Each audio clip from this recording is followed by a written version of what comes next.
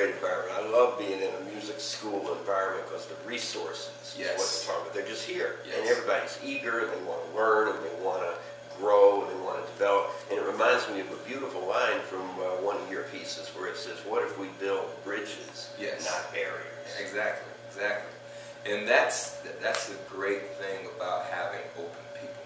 And I'm of all the places that I've been around the world, Minnesota is a very open place. It's a very open place. It allows people from different walks of life to at least start a conversation. We all have our quirks, of course, but at least this is a place that's open. It's a very diverse place, especially in the inner city. And I don't know, it's a great environment for things to organically develop, and that's why I'm here. Well, let me ask you this. This may be a little sensitive, but it's a question that I wonder about. I mean, clearly hip-hop, rap music, as we said, it comes from the street. It was essentially black people that gave birth to this art form, as has happened so many times before in the history of the world, and particularly in this country. Absolutely. And then it seems that the largely white,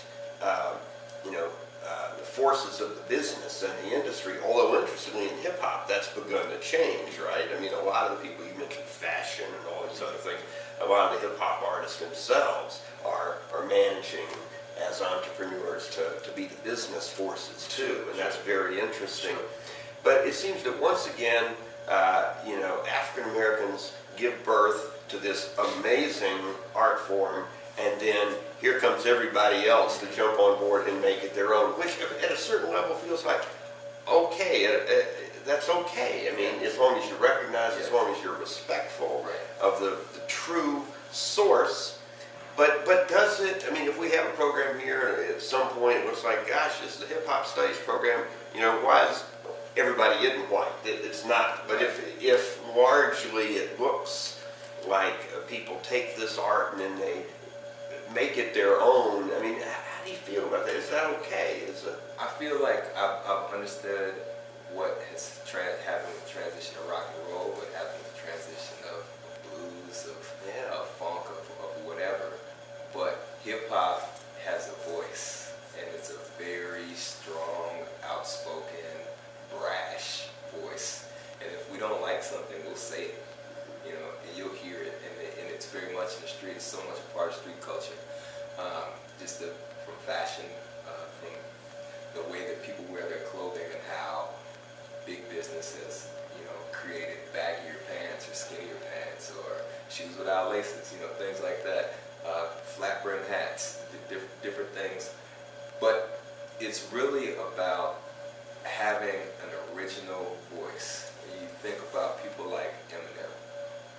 Eminem has had to go through his entire life dealing with people not accepting him being in hip-hop because of his skin color. But his skill level surpasses his skin color. And that's the thing about hip-hop. As long as you're good, there's a place for you. If you're bad, there isn't a place for you regardless. But don't think that race won't be a factor. Don't think that class won't be a factor. Gender, sexuality. Don't think that these things won't be a factor, because they are. But we have voices, we have opinions, and those opinions come out every time somebody opens their mouth to speak, or every time somebody puts a record, or plays a record. We were watching a documentary in our hip-hop and global society class a few months ago, and they talked about the differences between French hip-hop and American hip-hop. And a lot of the difference between French hip-hop is in the beat, and a lot of the beats are derived from records that are regional. So those regional records might come from Morocco or Albania, or from immigrants that have moved to France.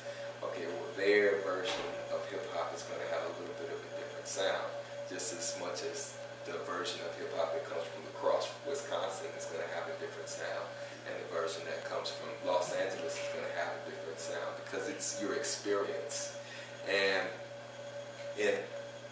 you know, I'm open to whoever wants to better themselves and better understand.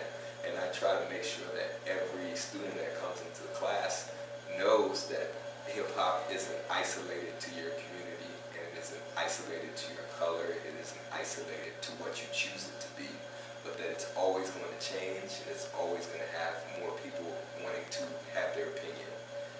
So I'm okay with however it turns out, as long as people that are interested and really want to work hard, better themselves, are in this building. Yeah, well, that's a great answer. You know, you used the word, the language is brash. Yes. You know, what people feel, what they say. It raises another question in my mind that, you know, obviously for a lot of people, they have not gotten past, at least particularly in some early hip-hop, I find it less so today, but a lot of language, a lot of statements tended, in some cases, to be, people perceived a message of violence or demeaning to women, say, or some, you know, and we know that.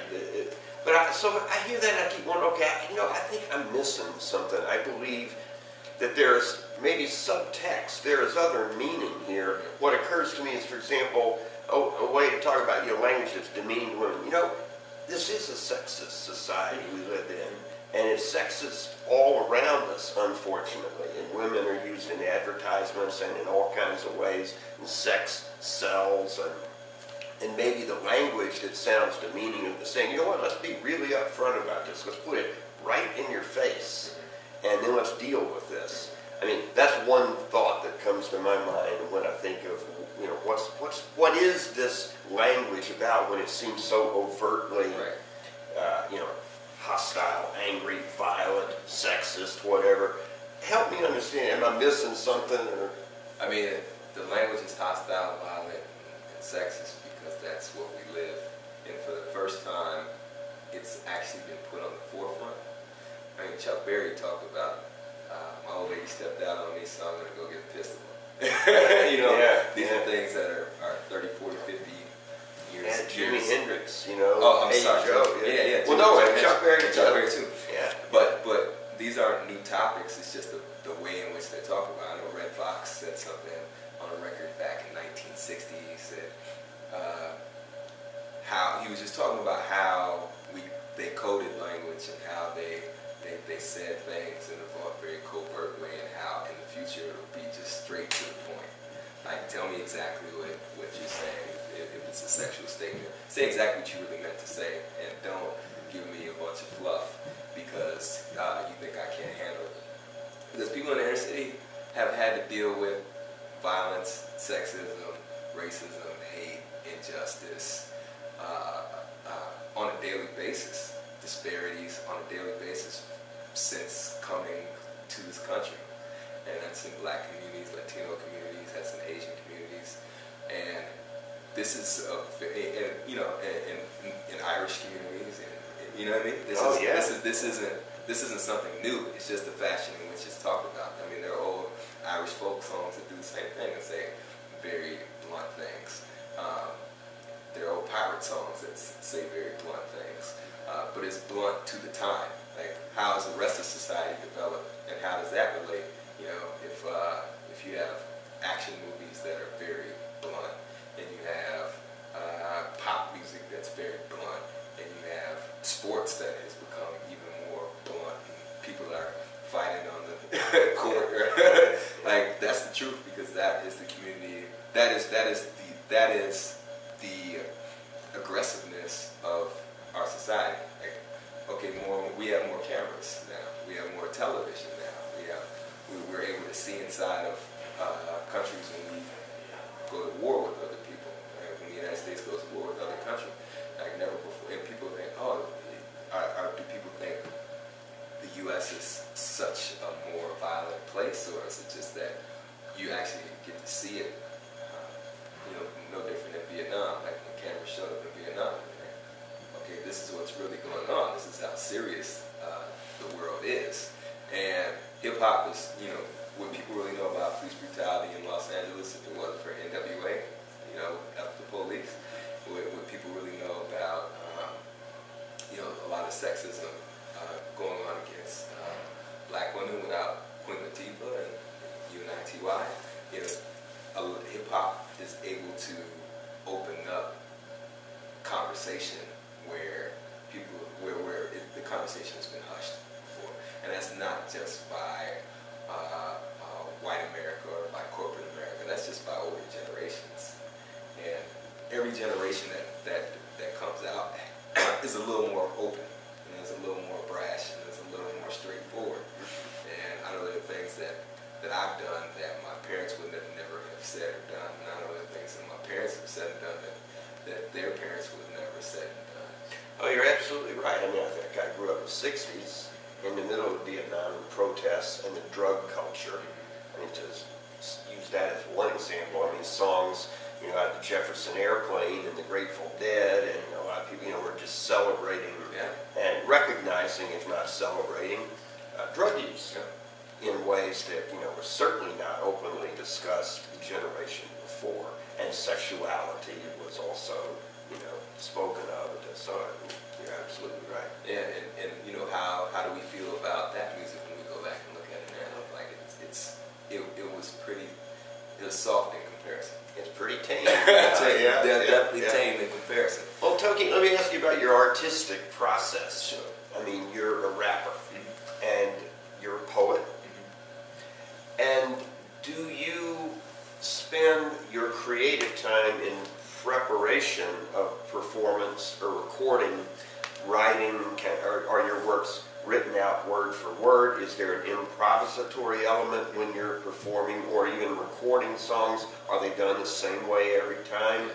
Talk about your process a little. I think my process changes all the time. I'm trying to find new ways to be creative, and that's definitely a lot of what we try to teach in the language of rap and spoken word. Like, don't just try to get there using one street. You know, try some other avenues, try some other pathways, because you might get there going the opposite way. And I write, and I write little notes to myself all the time. I write on the computer, I write with a pencil. I might go watch a video and do a commentary on the video. I might drive around town and try to get some ideas. I might just go to the record store and go through some racks and get dusty for a while and listen to some different things. But I'm always trying to find influence and inspiration from everywhere, because I know that that's how all the great writers have done it. They don't isolate themselves to one thing. And when you create your works, do you do them pretty much the same way every time? Like a singer writes a song, pretty much the lyrics don't change. But yours are so lyric, you know, word rich. There's so much in the message. But once you've done it, is it pretty well set? If I'm done writing, I have to go. I always write and then keep like a recording of how I originally wanted it to go, and then I'll go back and I'll practice it more. But something else always comes out when you go in to record, and you know, it might just be a little bit different. It might just sound different, and I'm definitely open to opinion from other people around me, like what sounds good, like what is good to your ear, because I hear things, you know, I only hear a certain way out of my ear. But I'm also, you know, trying to learn instruments, and I've been playing percussion, playing djembe and congas and tambourine, and been learning how to produce. And that's been a really cool part of being at McNally, is just being around other people who may be set and focused on a certain element of music, and that makes me not want to be stuck in my little box, but instead, you know, okay, I've been staring over your shoulder looking at you do my Pro Tools sessions for the last 10 years. Why do I not understand anything that's on that screen? So I need to understand that to be able to advance myself. Another great reason hanging around a music school can be so stimulating, because there's just, again, resource. It's not only resource, like we talked earlier, of different musicians and singers and players, but there's so many things you can learn